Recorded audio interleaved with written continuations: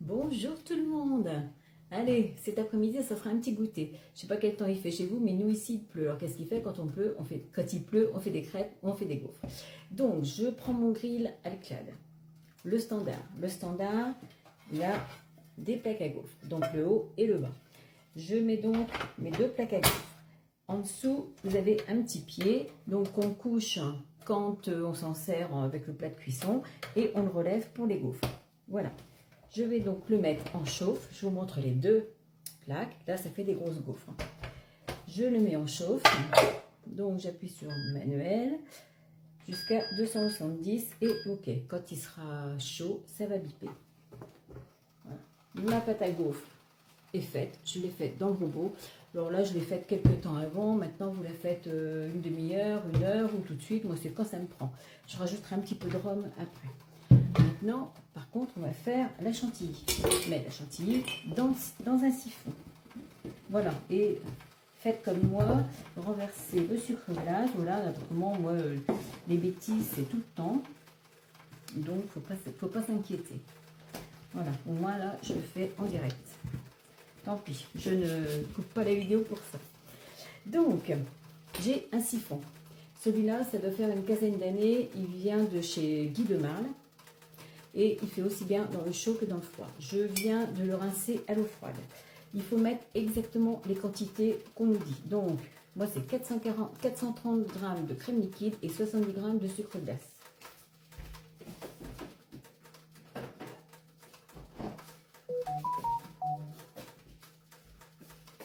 Donc voilà, ma crème liquide est pesée.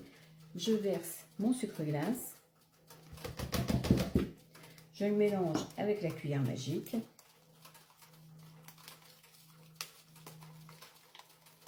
Alors, des siphons à chantilly, vous en avez toutes sortes. Moi, je ne sais plus, il coûtait plus de 100 €. Par contre, un siphon à chantilly qui coûte 20 € à éviter. Soit ils peuvent exploser, hein, comme il y a eu des accidents avec, ou alors, arrivé à moitié du siphon, toute la crème ne part plus. Donc voilà, mon sucre glace est mélangé avec la crème. Maintenant, il faut passer au tamis, parce que des fois dans le sucre glace, il y a des petits grumeaux qui peuvent boucher la buse. Donc, je mets mon entonnoir. Alors ça, c'était chez Guy de Marle aussi, mais ça ne se fait plus. Mais après, vous mettez un entonnoir avec une passoire. Donc, je mets ça, avec ça par-dessus, et je le verse. Ça, c'est de la bonne chantilly, mais pas pour faire une charlotte ou dans un gâteau, car le gaz qui se trouve dans la chantilly, une fois qu'elle reste à l'air libre, comme ça, la chantilly redescend. Mais c'est trop bon quand on la mange comme ça. Moi, ça, c'est mon péché mignon. Gaufres et chantilly, ça, je ne peux pas passer à côté. Donc voilà, je finis de passer le sucre avec la crème.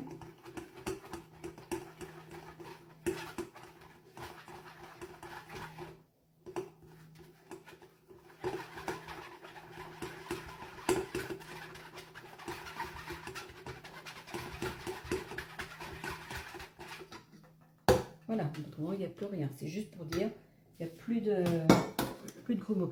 Je vais essuyer le tour de mon siphon. Voilà. Ensuite, on a le couvercle. Je visse déjà la buse.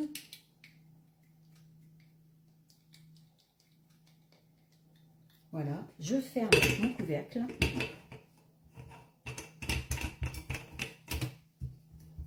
Bien serré. Je prends, alors je veux dire le bouchon, je mets une cartouche de gaz, donc évidemment le bout contre le siphon, sinon le gaz ne va pas rentrer, et là on va l'entendre rentrer. Voilà, je dévisse. Et j'en mets une deuxième, elle est toute froide d'ailleurs. Pour un siphon comme ça, il faut deux cartouches, sinon la chantilly après elle n'est pas assez ferme.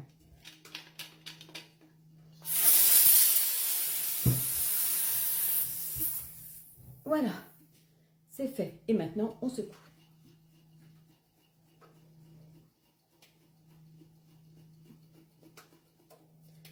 Voilà.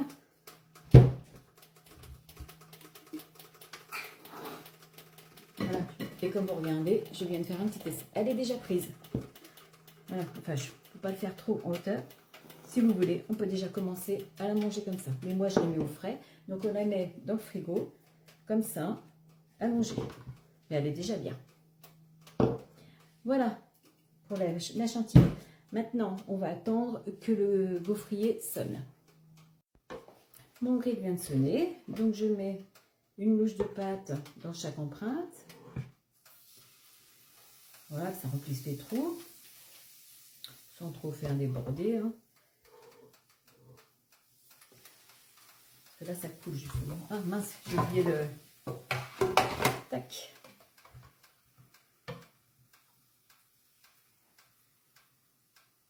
Donc, j'ai pas mis de matière grasse, de l'huile, ni rien, puisque ça ne colle pas.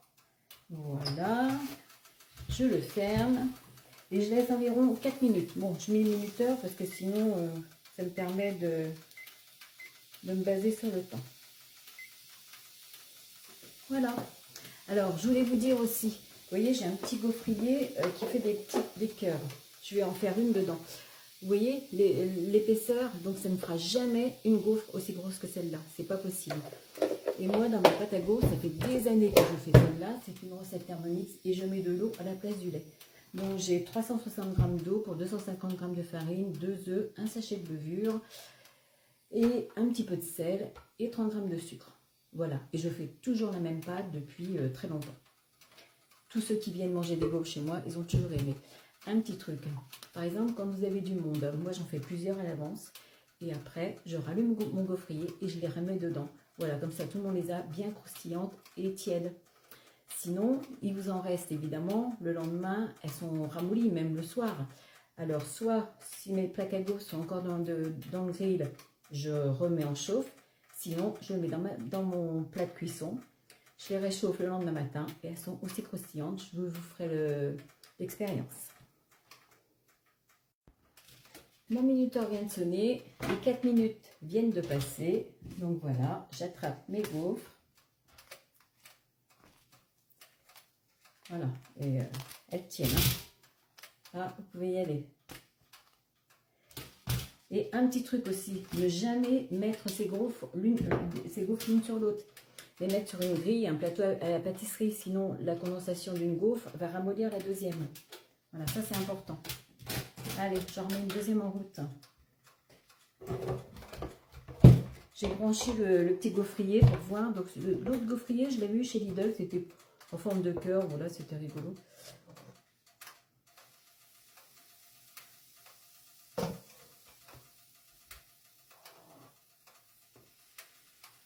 Normalement, avec ma pâte, je fais 7 gaufres comme ça. Bon, là, j'en ferai un petit peu moins parce que je vais en faire une dans l'autre gaufrier. Voilà, j'essaye de boucher un petit peu les trous.